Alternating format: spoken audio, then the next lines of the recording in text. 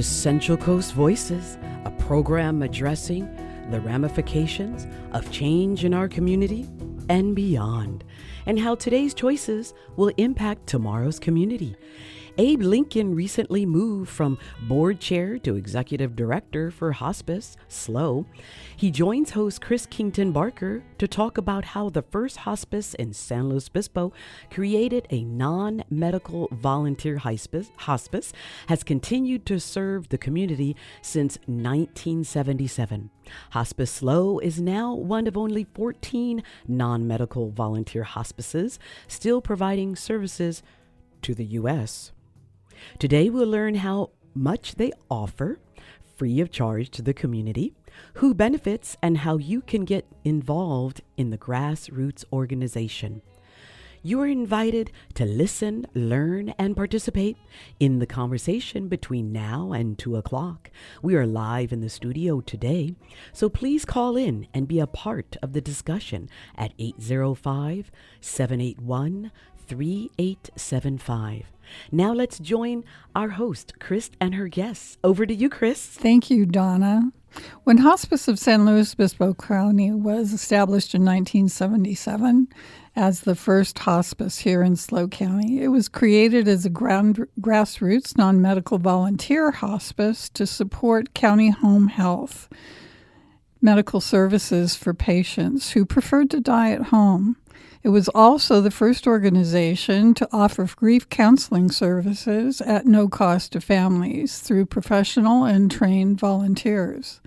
Hospice SLO is continued under the designation of volunteer hospice. While the modern healthcare landscape has made it incredibly difficult for purely grassroots donation-funded models to survive, providing unconditional emotional support free of all the restrictions, time limits, and financial demands of the corporate medical system, Hospice SLO continues as one of only 14 non-medical volunteer hospices still providing those services free of charge here in the U.S. My guest, Abe Lincoln, is the executive director of Hospice SLO, and I want to thank you for being here today, Abe. Well, absolutely. Thank you. We're going to be talking about how this nonprofit has been a safety net for thousands over the past 49 years who've been benefited from the services offered free of charge by an agency with a majority of staffing who continue to be providing care and services, and they're trained volunteers. Absolutely. That's really an amazing kind of an achievement, 49 years, and that much of the community to be volunteering to make this happen. It speaks a lot to the need, for sure. Yeah. And it speaks to our community.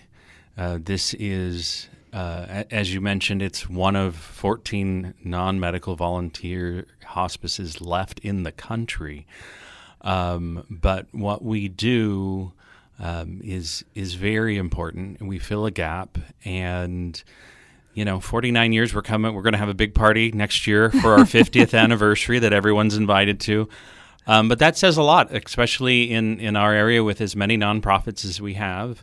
The longevity talks to, I think, not only the need for the services, but the willingness for the community to continually support us. And from my perspective, it's just an honor to be, momentarily in this role, to help make sure the organization is around for another 50 years, long after I'm gone, because I think that it really is reflective of who we are. You in the intro, we talked about you starting as a board member, mm-hmm. and you were president of the board for a while, and that probably was, you were board member for about 6 years. What is the difference now that you're sitting in an executive director position in a nonprofit? Is there a different sense that you have of the same organization looking at it from a different perspective? For sure.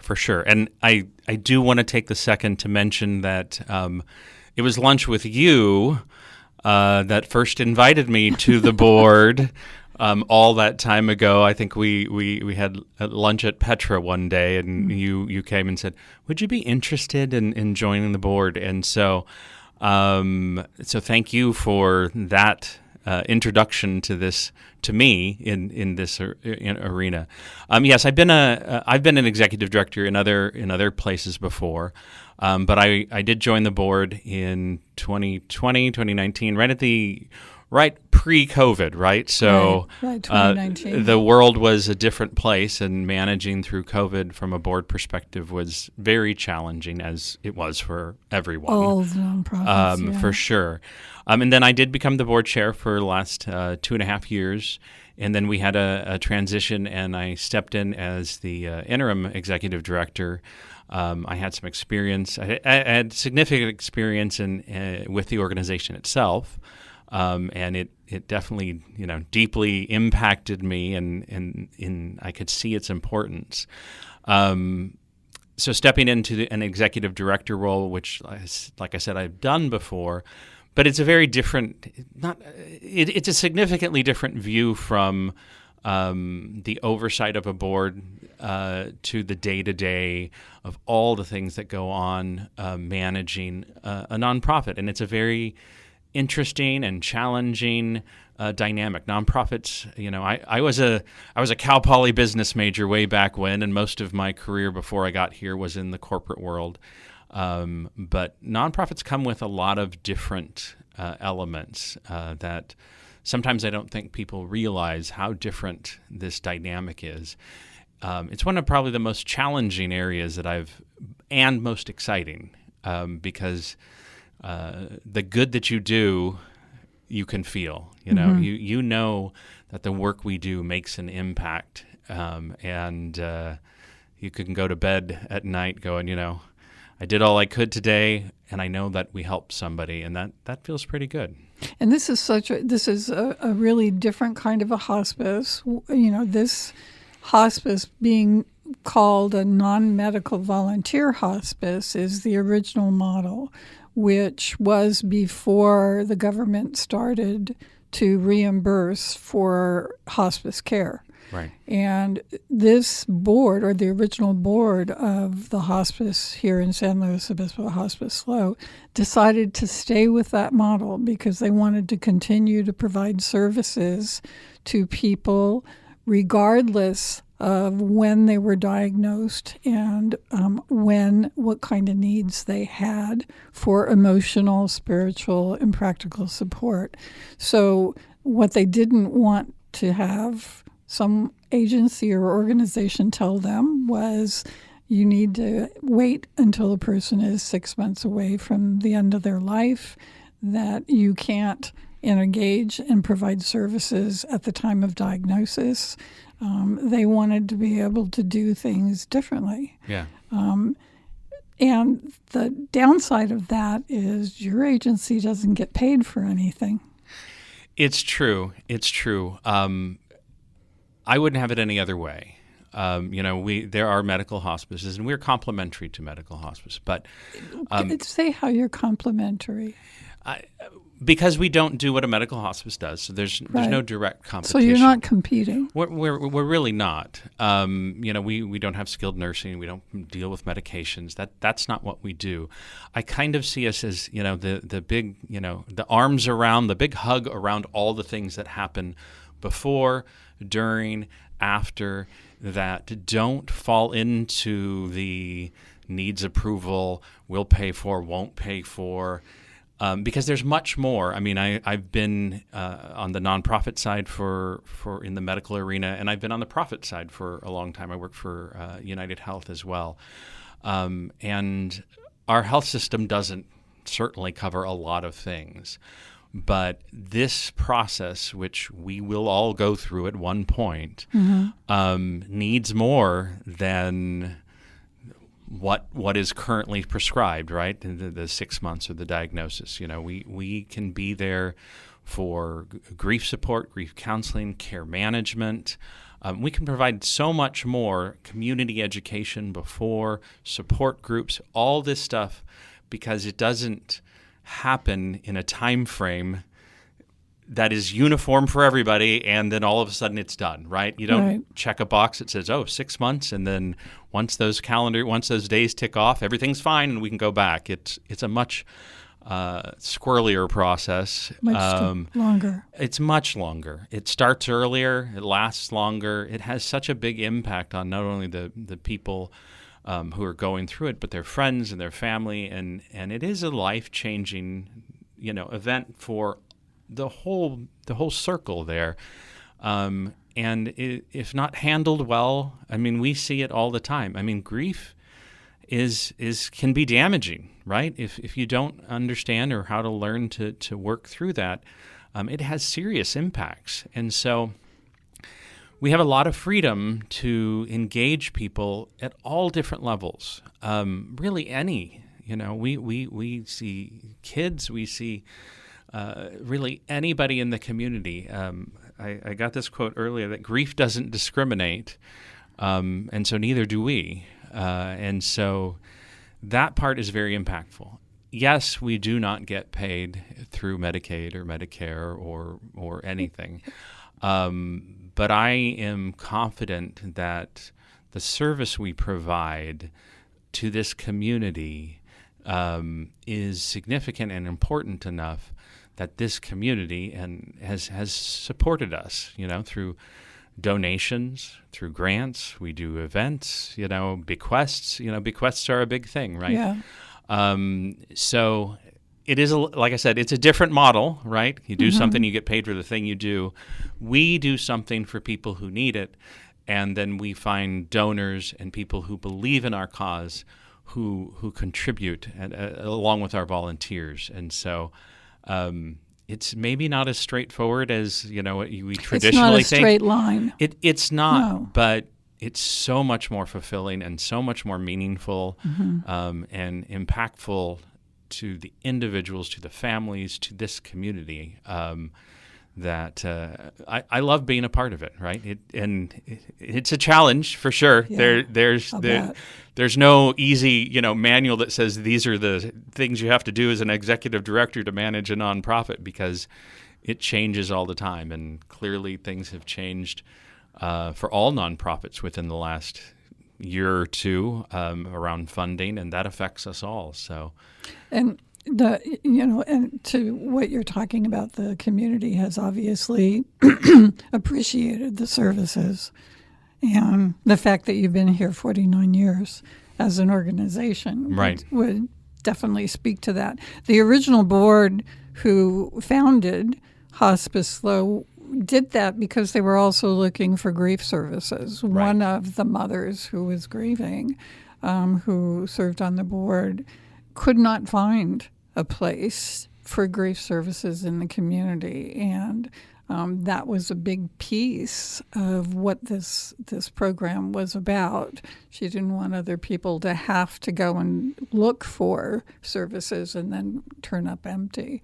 So the grief services, unlike for a medically certified hospice, which are limited to the families of people that they provide services to, are for anybody in the community, like you were talking about, however and whenever the death occurred. And I think you also are providing services for grief support for people who've lost their pets. Yeah, absolutely. In collaboration with Humane. Yes. Yeah. Yeah. No, we are. And With we're, Woods, right? With Woods Humane Society. So, like I said, grief impacts us all over the place. Thank you for bringing up our Woods collaboration, and I was there just earlier this month, and that's a perfect example, right?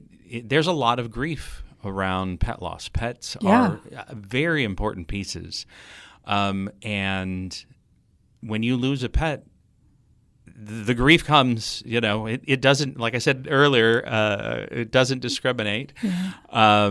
And so we want to be a part of that as well. And so the collaboration there, to me, makes a lot of sense.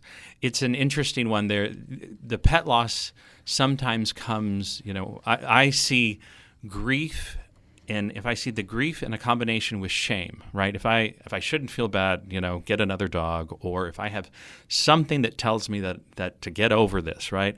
That combination, and I'm not trying to exaggerate, but that combination of trying to deal with your grief alone is lethal. I mean, it has serious impact.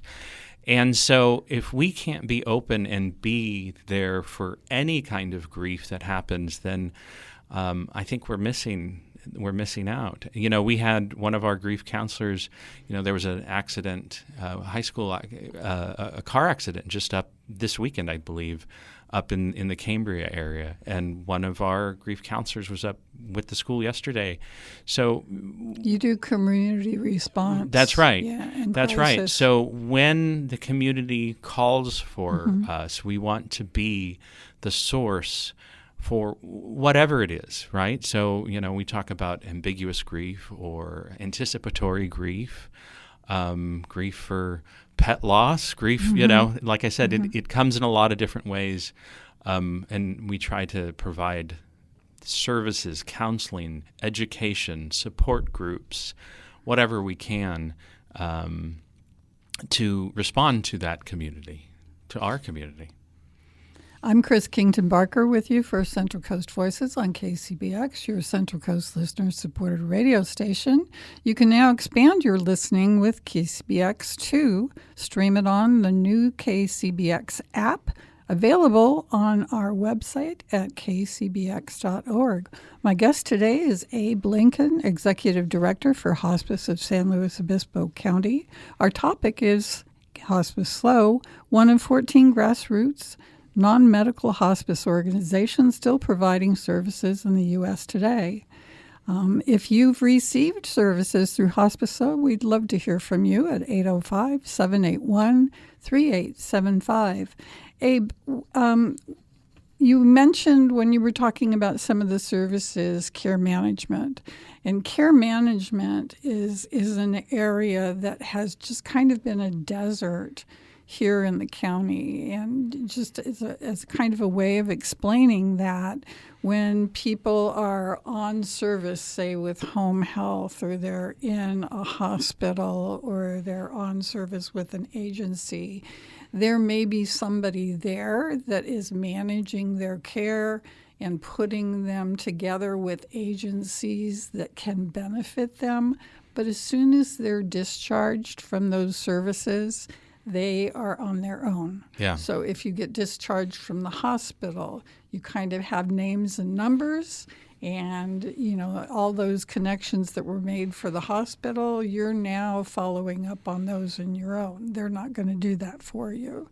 If you get let off of home health services, you now are looking for other things. The social worker is no longer following you. So, for people that are in between agencies, they fall through the cracks. And there are so many people that don't know how to navigate the systems. And you were remarking before we came on the air that this county is really rich in the kinds of different community nonprofits that are available, but people often don't know how to get to them. Yeah. Our healthcare system as a whole is very disjointed. It's very difficult to manage. I've been in this world one way or the other for 15 to 20 years, and I don't know that I could confidently get around myself. Yeah. And we have this interesting combination here in our county where we do have a lot of nonprofits. I do believe that if you need something, there's someone here who has a nonprofit who can help you one way or the other. Finding that can be difficult. And then we have a combination of we have a shortage of from the healthcare professionals, from doctors and therapists, because of another set of information or another set of circumstances. So we have a place where we've got a lot of people who help, and then we don't necessarily have as much of the professional help as we need, and so it makes it very complicated. And if you're dealing with your own grief, your own illness, any of those things, it can become defeating, right? I mean, it can become, I only have so much energy, and I can't figure this out, and that's where it really makes things much, much worse. So care management is, very important in all aspects of healthcare. I think it's really something that is super meaningful for us as well. We deal with a topic, death is a topic that is hard it is very hard for folks to even see straight when they're in the middle of that. So having an organization who is comfortable, who knows the area, who can help guide you, and specifically to this point around care management is really invaluable. Just the guidance of here's what's available, here's where you need to go, here's how we can help you. It makes a big difference for sure. So Yeah. I see that every day. Yeah, and it could be that somebody's diagnosed with an illness that is going to be progressive and they're already starting to see decline. Maybe it's the breadwinner, maybe it's the primary breadwinner of the family, and they can see that the income's going to go down. So how do you resource that? How do you get veterans benefits? How do you connect with the Veterans Agency? Yeah. How do you look at supplemental for food? How do you now work on getting reduction in your utility bills, Right. So that you can reduce some of your payments? How can you get assistance from organizations that support that particular disease that you've been diagnosed with, that may have special kinds of grants or special kind of benefits that you wouldn't normally know, that may not be known by a physician's office who's diagnosed that? Right. And, some of the things you just listed, not only how do you find them, a lot of people don't know they exist. Right. Right? Right. There are lots of programs out to help with your medication, with your utilities, with all those things. We've got a wonderful food bank. But if you don't even know that that's a thing, it makes it a lot harder. And when you're struggling in your world with whatever that happens to be, it's hard to look beyond and ask questions. And so having that advocate, having that person to at least share the information with you, we've seen it over and over, and it really makes a big difference. Yeah. For years, Hospice SLO had Kim Chartrand, who was a wonderful nurse who did that care management, and would do care planning and would call back and see, have you been able to do those steps? What haven't you been able to do? How can I help with that? And now you've got Jessica Devereaux, who came from Wilshire. Yep. And she was really pivotal in the senior services program, who's now doing care management. So you have a person who's able to do that, who knows all those resources in the community and can access those and do care planning. And that's free of charge. Right. All of our services are free of charge. That is something that is very important to us because we really, I don't believe it should be, the cause that prevents you from getting the care that you need. So all of our services are free of charge.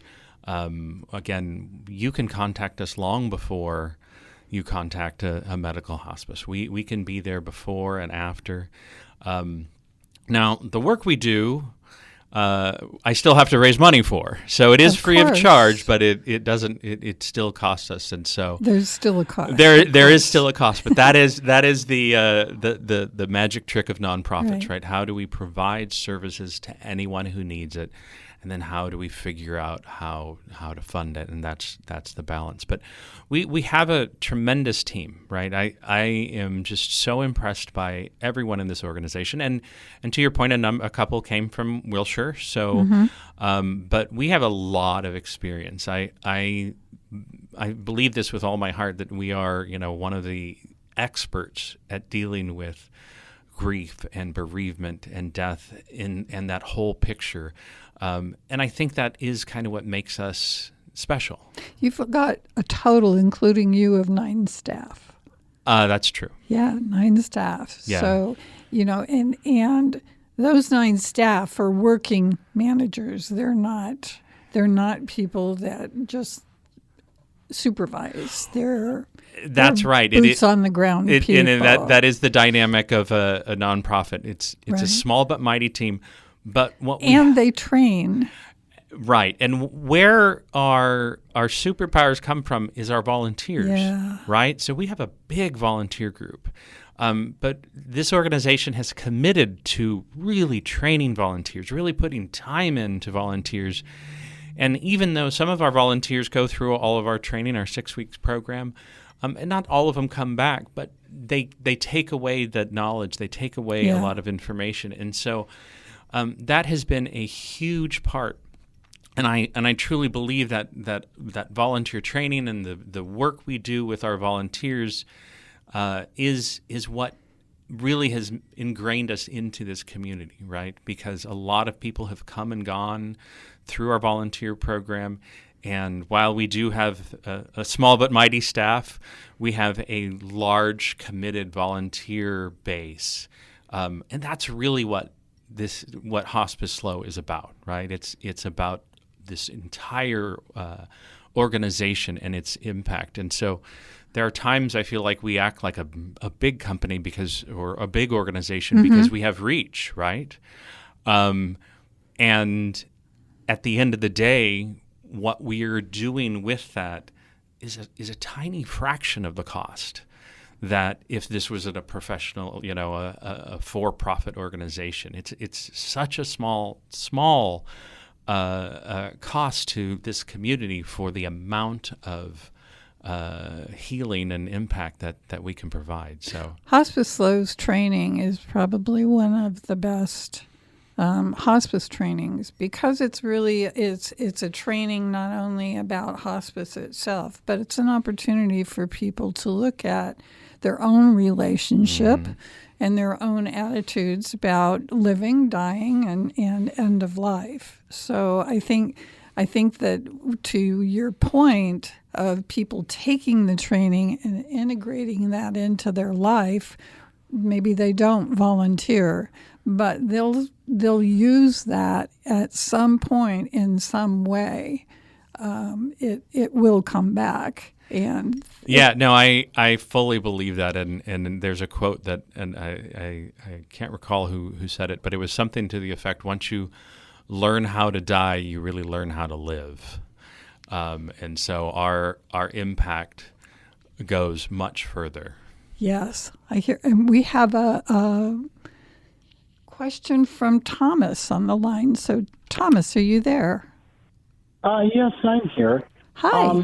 Some years ago, did you have a woman by the name of Rabbi Jane that worked with hospice? Yes. Rabbi Janice? Yes, Yes. she was on our board for a while. Yes. Wonderful. Yeah, she married my wife and I. Oh, okay. She's such a joy. Yes. Yeah, and, a friend of ours, her son was very successful in business, but he was into bodybuilding, and he took a lot of steroids. And because of that, he died of cancer at the age of 44. Oh, how I'm sorry to hear unfortunate. that. Spread through his whole body. And at the end, there was really nothing anybody can do. And the hospice was very, very helpful. They were very good with the palliative care, and they helped with the family. But it's very tragic. Sometimes people abuse their bodies, and things like this happen. But the hospice does very, very good work, and it's one of the best facilities in the Central Coast, if not the only facility. Well, Thank you. Thank you for sharing that, Thomas. I appreciate you calling in. Yes, well, thank you for your work. I appreciate it. Thank you. And we're going to take just a quick break right now, and we'll be back with Abe Lincoln in just a moment or two. The Road Home is a weekly radio show that traces the path of Americana music from its roots to its branches, with new releases, hidden gems, and old favorites from the U.S. and around the world. I'm Marisa Waddell. Join me on Thursday nights as we travel the winding trails of folk, blues, soul, and more, following the music from its origins across the globe and finding our way back home. Take the road home every Thursday night from 6:30 to 8, right after All Things Considered, or anytime on demand at kcbx.org. When Congress voted to eliminate federal funding for public media a year ago, it created an ongoing budget gap for dozens of stations in California. It also created a powerful movement where the community started stepping up to protect the service. On this California Public Radio Day, we're asking you to keep that movement going so independent news and programming stay strong. Support the stations you care about now. Here's how. You can give at kcbx.org or call during business hours at 800-549-8855.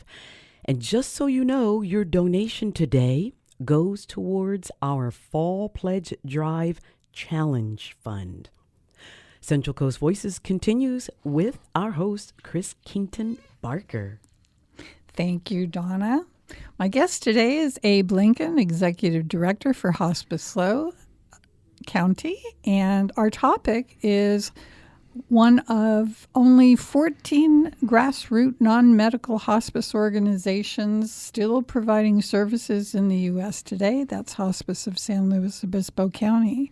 Grief services are offered to the community for any death, regardless of when or how it occurred, including anticipatory grief support and groups for pet loss. Have you or a loved one benefited from Hospice SLO services? I'd love to have you join us at 805-781-3875. We heard from Thomas, but we'd also love to hear from you and share about what you found helpful. Welcome back, Abe. Thank you.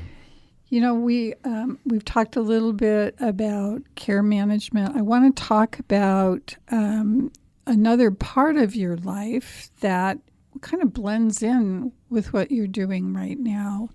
You also have another career that you started, and this actually works into your hospice work, but you started doing some acting. Yeah, I did. So I started acting a little over 3.5 years ago. Mm-hmm. My youngest daughter decided she wanted to do it. I have 4 kids, and I try to be a very involved parent. And so when she started, I said, I'll do it with you. And so we started taking some classes together. But I found that I really loved it. I do both the screen, so TV and film acting, and theater as well. And you know what they say, when you love something, it involves all of your life. And so it did make a lot of sense to me in my head, as the executive director of Hospice, to combine the two. So recently we had a film at the Palm Theater. It was a part of the When You Die. It was a 52-minute documentary on consciousness after death. And I didn't know who would show up, but we had that. It was a Wednesday at 5:30. We had 89 of the 89 seats filled. That's great. 15 minutes before the show even started, and unfortunately had to turn away some folks. So it definitely told me this community is ready, willing, and interested in talking about this. Yeah. Which I think is fantastic, and it's one of the ways that art can help. It starts the discussion. It can venture into topics, and that's movie or theater or plays that can create discussions and have that first conversation, mm-hmm. and kind of normalize some of this, right? And this, talking about death and grief and bereavement, it can be a scary thing to do, and there are certainly a number of people who want nothing to do with this topic, right? Right. But for me, that started to make a lot of sense. There was this point where they really, there's a little bit of the chocolate and peanut butter started to come together. So we did that film. We are going to do an event with SLO Rep. There's a play that is opening called The Father, a tragic farce. Won lots of awards, became a film. Anthony Hopkins was in the film. They have a preview night, the night their final rehearsal before it opens, and we're going to have an event. It's just a small fundraiser. The topic itself deals with the main character dealing with dementia. It's a very, very meaningful and creative, and I'm not going to give a lot away from the play, but you come away with a real empathy and understanding, and perhaps feeling a little bit like you're dealing with this. We're excited that the director, Eric Stein, is going to do a little bit of a talk back with us afterwards. So again, these things are... And that's going to be on the August 27th. August 27th. Yeah, Thursday, August 27th. I'll repeat our website with our events page over and over again towards the end. And that is for a donation, right? That's right. People can get tickets to that for a donation. Suggested is $50, but you'll take whatever. That is absolutely right. Yep. If you go to our hospicelo.org events page, you can get the link to the tickets. And you're right. We have a suggested donation of $50, which is all for which is coming to us, which is obviously important. But the conversation and what I really wanted to see is people coming together. Right. I keep talking about the community and how important it is, Right. And how isolation is terrible with the combination of grief. So if you can come out and sit in an audience, and I saw this earlier with one of the films that I did.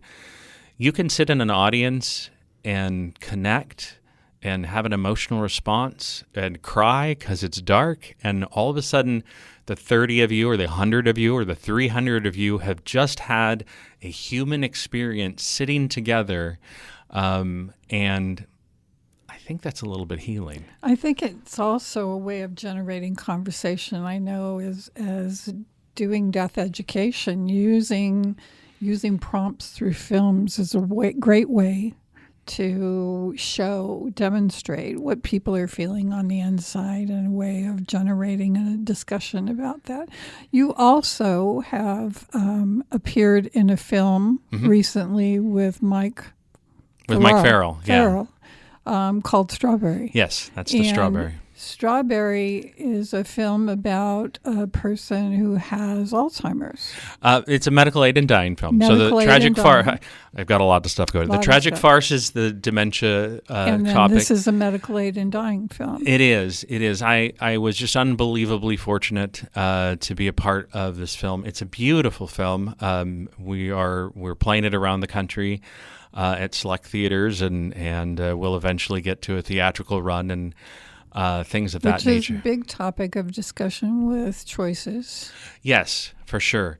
It's a very moving film. Mike Farrell, for those of you who are like, who is this?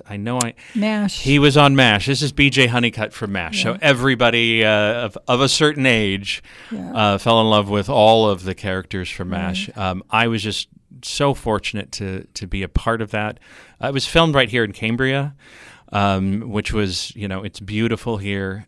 So it tells a story of someone who's diagnosed with stage 4 pancreatic cancer in his 80s, and his decision on what to do about that. And I'm in this film, I'm one of his grown sons, and this topic can cause a lot of discussion. And so the family is a little bit dysfunctional and has some issues. But we work through, as a family, all of this, all the implications, and we tell a story, again, that I think it opens up conversations. It doesn't really leave a dry eye in the theater, but really kind of moving. And those are the things that mean a lot to me, right? As an actor, you have this opportunity to be a part or play a story to really a full effect, that you have an emotional impact on your audience, that you give of yourself, so that others can then participate, feel those emotions, and then I hope have those conversations, How much of that, because the things that you described, for instance, dementia, the majority of the patients that receive home care support from Hospice SLO have some form of dementia, because dementia is an illness, is a disease that is a very long transitional disease. And it's most often, a disease where people are staying at home. Yeah. They're being cared for by their family, who have years of taking care of their family members, and they need help. They need respite. They need support. And the volunteers that you talk about have been trained in how to give support, give them some respite care, offer them some light at the end of the tunnel, even if it's only once a week. And that's a lot of who the caregivers, you've got groups for caregivers That's to right. try and give them support.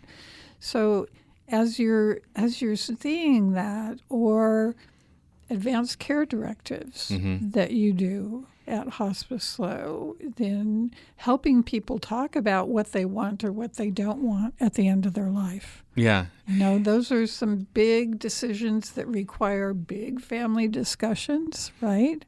That may not be friendly discussions. Yeah, and they're hard to talk about. Yeah. Right? They're hard to talk about, especially if this is, something that you have and a lot of people have a lot of fear or their own grief. They're carrying the grief from the losses they had suffered through their life and maybe didn't process it very well. So it is very difficult.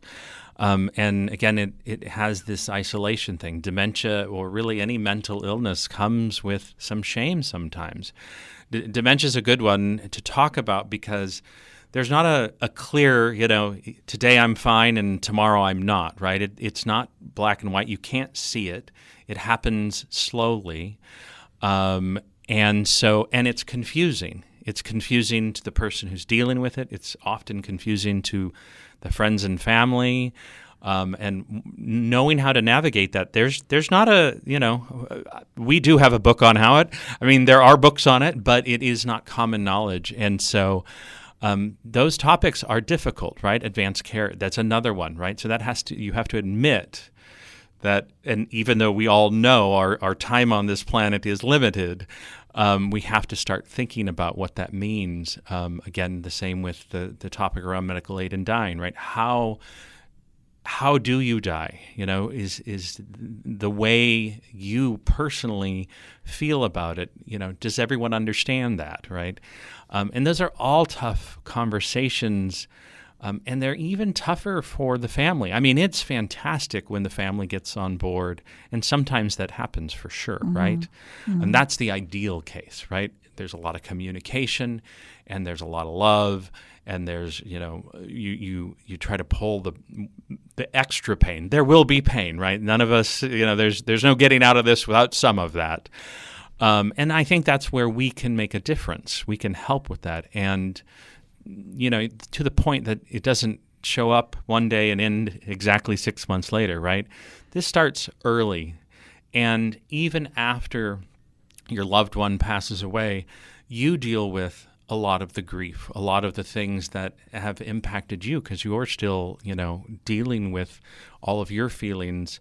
And so that is why we can I feel like make a difference, because we're not stuck to these time limits. We can be there for people early, during, at the moment, afterwards. And what I'll tell you, and I know you know this, that our biggest supporters, our biggest donors, our biggest volunteers are generally people who have come through and been a part of our service, right? Received services. So nothing tells you that you're doing the right thing more than helping someone and having them turn around and help you. So that cycle, that's really that magic of working in nonprofits. It's the ability to inspire people, to help them when they need that moment, but inspire them to help others. And that's kind of the engine that we run on. Yeah, I hear that. I'm Chris Kington Barker with you for Central Coast Voices on KCBX, Central Coast Public Radio. If you love tuning in to Hidden Brain every Sunday morning here on KCBX, now's your chance to see host Shanka Vendatam live on stage on September 20th at the PAC. He'll share fresh perspectives on how our mind works. Tickets are at calpolyarts.org. My guest today is Abe Lincoln, Executive Director for Hospice SLO County. We have about 13 minutes left in our show today for calls at 805-781-3875. And Abe, when we talk about hospice ready, a person is or isn't hospice ready, the definition is to be hospice ready, somebody would have been diagnosed by a physician to be what the physician would think the person might be within 6 months or less Right. of the end of their life. That is a guesstimate for the person. And it is generally so that people avoid hospice at all costs. They really avoid hospice. Sure. And it's like hearing the person's on hospice, all of a sudden everybody goes, "Oh, I'm so sorry." Mm-hmm. And you have people that have been on hospice for years. For sure. Yeah. For sure. My wife is a volunteer, and she has been with a client of hers for almost 5-6 years. Yeah. And that's because there's no one way to die. Right. There's people may have a terminal illness. right. But terminal these days, with the kind of medications that we have, with the kinds of exploratory or transitions that happen, it can be elongated for prolonged periods of time. People who have congestive heart disease, people who have breathing disorders, Parkinson's disease is a very long progressive disease, and the person may get more and more debilitated, but they're still alive. Right. And my issue with the cutoffs, right? If you stop your medication, there's a lot of rules around that. Yeah, do they have to stop their medication to come to Hospice SLO? No. Do they have to stop treatment No. to come to Hospice SLO? No. Do they have to stop experimental treatment? to No. come to We're Hospice SLO? we're here not only for the client, we're here for the family. We're here long before. Don't wait till everything has fallen apart. I know that I know the word hospice comes with a lot of baggage. And there's part of us that have worked in this organization. We talk about, well, we're one of 14 non-medical volunteer hospices. We do grief counseling. We give care management. Our in-home volunteers provide respite, right? A break for that family. We do education. We do all those things. So there's just not a word for all the things that we do. Yeah. But, we do them anyway. Like I said, I have this image of this big giant hug around hospice, and that's what we are. We're the arms that go a long way around that moment, that defined moment of the 6 months of the stopping treatment and things like that. And I believe with all my heart that people live longer and better. Or if they're not, when you're medical hospice, if you make some of these decisions and you feel isolated and lost, you deteriorate very quickly, right? Without that community, without that connection, without that help. And so in a way, I've believed this for a long time. We do deal with life and death, but we really make a difference on how you live, because we help you on how you die, and that's a really powerful thing. And again, I realize not everybody gets that, and that's hard to hear. But I think there's a lot of truth there. I think there's a lot of confusion about palliative care and hospice care, and palliative care is delivered all through the course of somebody's disease. Right. Hospice care is at the very end. So palliative care is delivered at the time that person is diagnosed. Right. You're doing symptom management. Now, they may be also getting a drug hoping for a cure, or a drug hoping to stave off the disease from taking their life or slowing it down. But the palliative care is part of that. For sure. And the palliative care also is treating the symptoms that drug that they're taking to slow it down is not giving them things that are interfering in their life. The nausea, the kinds of things that are keeping them from living the life that they kind of want. At some point, we will all move to a place where we're at the very end of our life. And hospice care is very appropriate. For sure. Because there are resources that you can get from hospice care that you can't get otherwise. Right. In hospice, like Hospice SLO, you can have volunteers. You can have somebody to give you respite, to give you a break, so you can go out. The caregiver can go out and do some things. Yeah. Get away, get some fresh air, get a break. Bring somebody else into the house so it's another face and a voice. Yeah. So you're not isolated. Live. Do things you enjoy. It's about living the best days that you can, not about dying. And I think that's really, you offer Reiki. Right. You offer yoga. That's right. You offer, do you offer music bowls? Yep. Yes. The singing bowls, of course. The singing bowls. Yeah. All of that is just wonderful stuff that can make people feel more alive and comfortable in their living. And we have a call here from Bill. Bill. Hi. Hi. You had Glad I called your show. You have a question or a comment? Well, both, I guess. Okay. 30 years ago, hospice helped me deal with me taking care of my aging mother, and they were invaluable. And now I'm 81 years old, and I have Parkinson's, and I can use some assistance myself. But I didn't know where to reach you exactly. Okay. Do you have something to write it down? I do. All right. You ready? Yep. Okay. I'll have Abe give it to you. So online, we're at hospiceslo.org, and as a phone number, it's 805-544-2266. I'll say that again, 805-544-2266, and hospiceslo.org. Got it. And you just tell them what you need, and they'll get you started. Absolutely.